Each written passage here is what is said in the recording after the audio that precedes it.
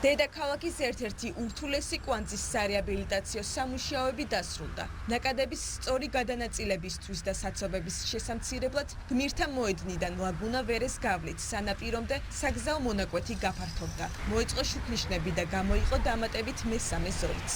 მოხდა არსებული გზის გაგანიერება და გახდა სამზოლიანი თვითონ უშუალოდ ლაგუნა ვერეს მიმდებარე ტერიტორიაზე, ასევე გმირთა მოედნიდან დაწყებული მთლიანად შეიცვალა ინფრასტრუქტურა, გაყენდა ახალი ჭკვიანი შუქნიშნები, რომელიც რეალურ დროში გვაძლევს იმის შესაძლებლობას, რომ მოხდეს ნაკადების მართვა.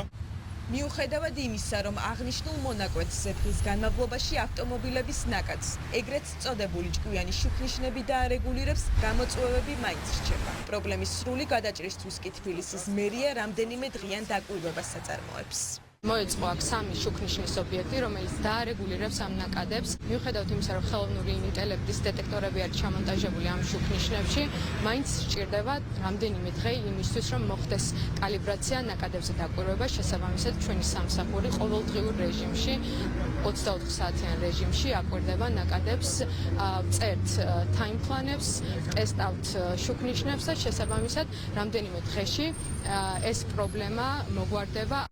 გმირთა მოედანზე გზის სარეაბილიტაციო სამუშაოები ტრანსპორტისა და ურბანული განვითარების სააგენტოს წინასწარ შემუშავებული სქემით განხორციელდა. გარდა ამისა, სრულად მოწესრიგდა გზის სავალი ნაწილის ინფრასტრუქტურა. შეიცვალა მიწისქვეშა კომუნიკაციები. ქვეითების უსაფრთხო გადაადგილებისთვის მოიწყო საფეხმავლო გადასასვლელები. ახალი გარეგანათების სისტემა მოეწყო, სანიავრო სისტემა მოეწყო, გაზის მომარაგების მილები შეიცვალა, რომელიც ავარიულ მდგომარეობაში იყო.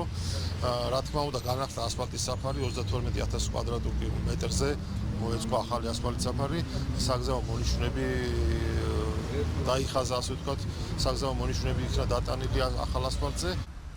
გმირთა მოედნიდან სანაპირომდე რეაბილიტირებულ საგზაო მონაკვეთთან ერთად ლაგუნა ვერეს მიმდებარე ტერიტორია, სადაც აქამდე ბენზინ-გასამართის სადგურები იდგა, გამწვანდა და სარწყავის სისტემა მოეწყო, რისთვისაც დედაქალაქის ბიუჯეტიდან 9,5 მილიონი ლარი გამოიყო.